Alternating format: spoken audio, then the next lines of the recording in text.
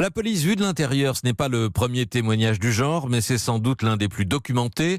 Le journaliste Valentin Gendreau, un spécialiste des infiltrations, a intégré il y a 3 ans l'école de police de Saint-Malo avant de se retrouver affecté l'an dernier au commissariat du 19e arrondissement de Paris. Il raconte des insultes racistes, des violences sur des gardés à vue et même une bavure commise par un collègue et que lui-même a couverte avec d'autres policiers.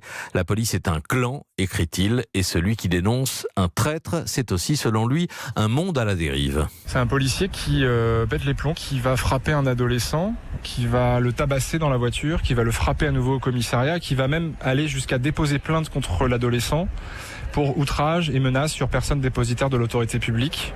C'est extrêmement grave. Moi, j'ai souvent eu l'impression que les policiers agissaient sur un bateau ivre, sans forcément une grande notion de responsabilité. Tout pouvait être possible en fonction de avec qui on travaille.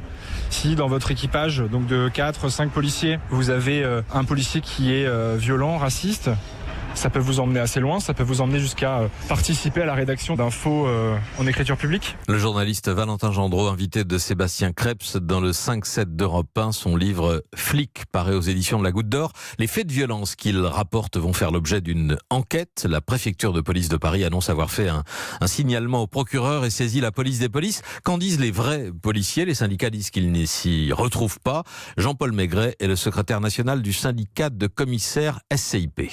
On sait que l'IGPN a été saisi, on se félicite qu'il y ait une enquête. Je ne vais pas vous dire qu'il n'y a pas eu des manquements, des fautes ou des actes contraires aux règles, parce qu'il y en a dans une institution, c'est assez normal, de 140 000 personnes avec des gens qui sont à la pointe de la lutte contre la délinquance. Il peut y avoir des dérapages. Donc je me dis que rien n'est impossible, mais par principe, tout n'est pas possible. Parce que ça laisse croire que c'est quelque chose d'institutionnalisé, de ritualisé, d'intégré culturellement par les policiers. On essaie de faire croire que c'est une habitude. Donc moi, ce qui me gêne, c'est laisser croire que, en fait, il y a une omerta, il y a la constitution d'une espèce de mafia policière. Et ça, c'est juste lamentable. Le commissaire Jean-Paul Maigret, secrétaire national du syndicat SCIP, propre recueilli par Chloé Triomphe. Le Tour de France.